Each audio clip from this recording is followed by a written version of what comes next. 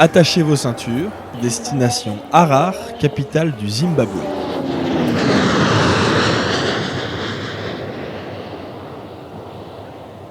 Bienvenue dans la capitale zimbabwéenne. Peuplée par près de 2,8 millions d'habitants, Harar est aujourd'hui le poumon d'un pays sévèrement touché par la pauvreté. Depuis plus de 20 ans, l'économie du pays est marquée par des pénuries d'argent et de nourriture, engendrant inégalité et insalubrité. Et l'année 2022 n'a pas amélioré les choses. L'augmentation du prix du carburant et la raréfaction des ressources alimentaires, conséquences directes du conflit russo-ukrainien, ont permis à l'inflation d'atteindre des taux jamais vus auparavant. Dans la banlieue est de Harar, et plus précisément dans la ville de Mabuku, une école tente tant bien que mal de lutter contre cette pauvreté et ses conséquences désastreuses pour les plus jeunes. Le tout sous l'impulsion d'un joueur de football. Vous écoutez Carton Vert, je suis Valentin et laissez-moi vous raconter l'histoire de Marshall Munetsi.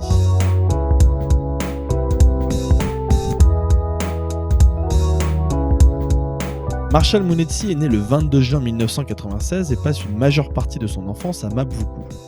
À sa naissance, au milieu des années 90, le pays connaît déjà une forte période de récession, précédée pourtant d'une industrialisation importante apparue pendant les années 80. Et Marshall n'échappera pas à cette récession. Son père est à l'époque agent de police, il touche un salaire d'environ 100 € par mois, salaire décent pour l'époque selon Marshall, mais qui ne l'empêchera pas de passer la plupart de son enfance dans son ghetto et ses aspects les plus terribles.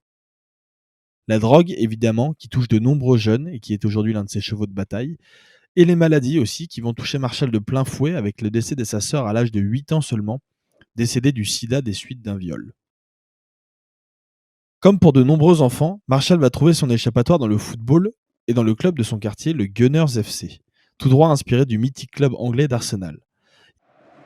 Il va se prendre de passion pour ce club, aujourd'hui disparu, au point parfois d'escalader pendant la nuit les grilles du stade afin de se cacher dans les toilettes et de n'en ressortir qu'à l'ouverture des portes pour supporter son équipe sans avoir à payer l'entrée. C'est comme ça d'ailleurs qu'il assisterait au seul et unique titre de champion du club en 2009, une émotion extrême qui lui permit d'oublier le temps d'un instant l'enfer du ghetto dans lequel il vit. Marshall va alors prendre son destin en main en se rendant à l'académie Ali Sundowns, à proximité de là où il habite. Ali Sundowns est une académie fondée par Desmond Ali, éducateur qui va rapidement prendre le jeune Marshall sous son aile et l'accompagner dans son éducation, qu'elle soit scolaire ou footballistique. Tout va alors s'accélérer. Il va être repéré par les Blue Rangers en D2 zimbabwéenne avant de s'envoler à 19 ans pour l'Afrique du Sud. Il va y rester 5 ans, enchaînant les prêts les premières saisons, avant de finir par se faire une place dans l'effectif des Orlando Pirates, équipe avec laquelle il terminera 2 fois deuxième du championnat. En 2019, après 5 ans passés en Afrique du Sud, c'est le Stade de Reims et sa cellule de recrutement qui viennent lui proposer un contrat. 5, c'est aussi le nombre de chiffres qui vont accompagner le bas de ses feuilles de paye avec ce nouveau contrat. Il confie même avoir été choqué de recevoir de telles sommes au moment de percevoir son premier salaire. Un accomplissement professionnel qui va lui permettre de voir plus grand.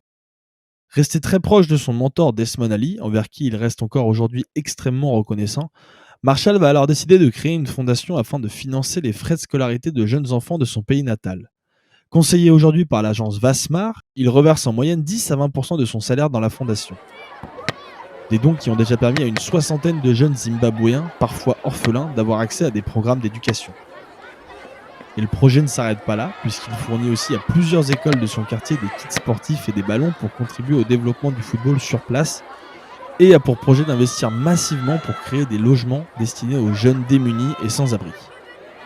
L'objectif de ces nouveaux projets étant de sortir ces jeunes du commerce de drogue, omniprésent dans plusieurs quartiers de la capitale zimbabwéenne.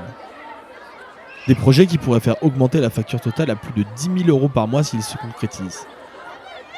Un investissement financier très important donc, mais aussi de temps puisque Marshall s'investit énormément sur ce projet.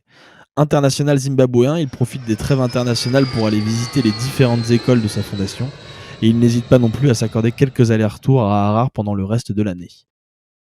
Dans un monde où les salaires de footballeurs servent plus souvent à acheter des grosses voitures et des belles montres plutôt qu'à investir dans des logements pour les plus démunis, Marshall Munetsi détonne, au point même d'inspirer plusieurs de ses coéquipiers. Predrag Rajkovic, par exemple, l'ancien gardien du Stade de Reims, bien connu des amateurs de jeux de fantasy, lui a par exemple fourni des cartons d'affaires à lui dont il ne se servait plus, afin de les envoyer aux jeunes soutenus par la fondation.